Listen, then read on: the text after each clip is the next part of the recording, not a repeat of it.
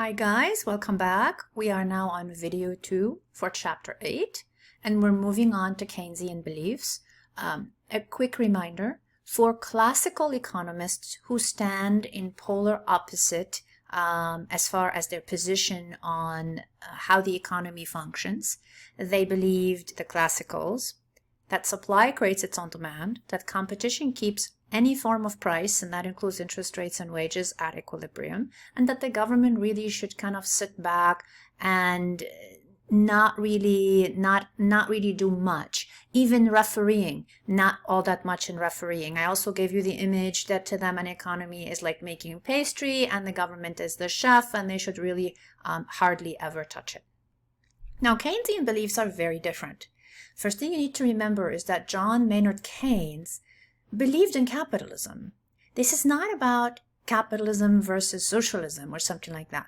This is about less managed capitalism versus more managed capitalism. And if you believe in a more managed capitalism, then you want the government not to sit back idly, and leave the economy to suffer, or certain segments of the economy to suffer.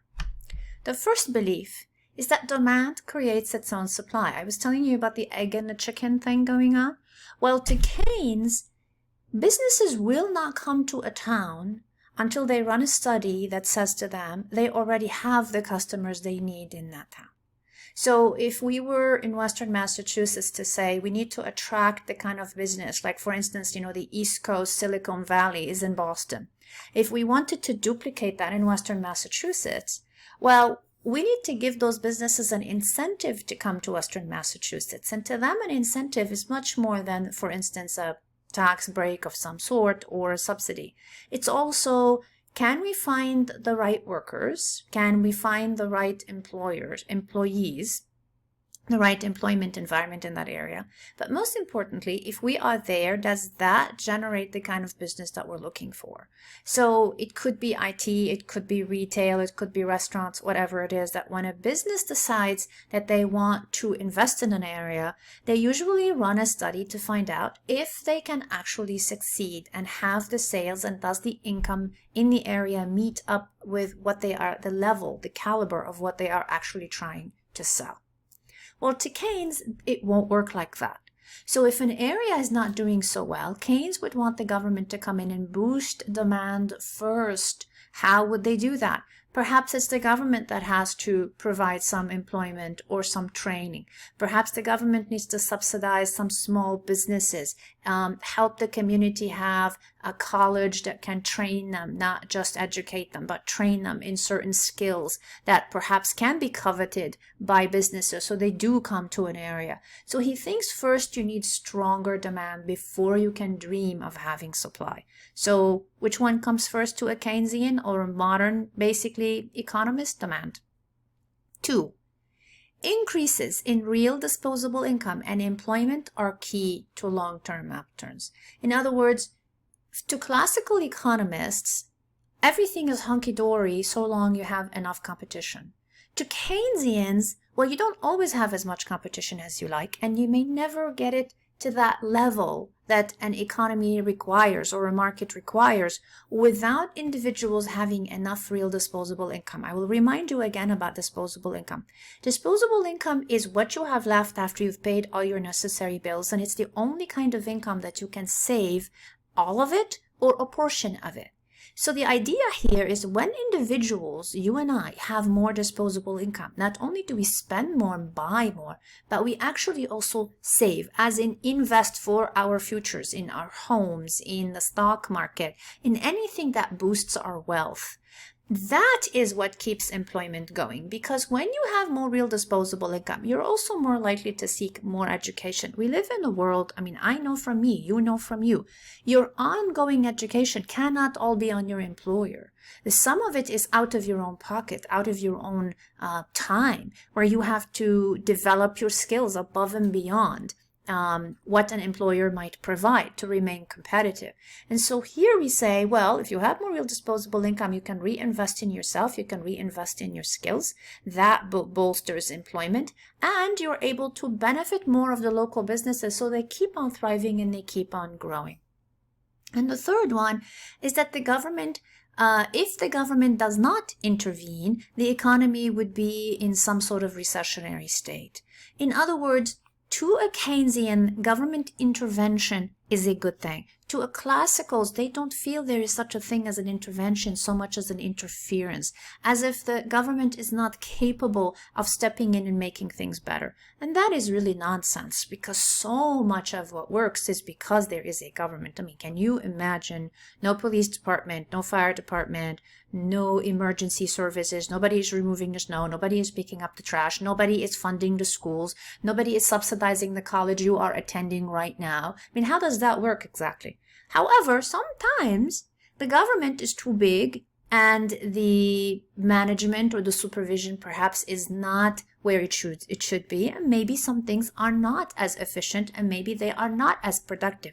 This does not mean that the government should never do anything. So when we have a recession and the government does things like give people unemployment compensation or subsidize their housing, or what happened, for instance, during COVID, when we got checks in the mail and there was a moratorium on evicting people, that is actually the government stepping in. And that would be a very Keynesian thing to do because it's stepping in for individuals and buyers above anybody else. So to recap a little bit, to Keynesians, the demand is where all the energy needs to go. If you have enough demand, if the buyer has enough money, the buyer will give it to the seller will then employ people, and the circle will continue.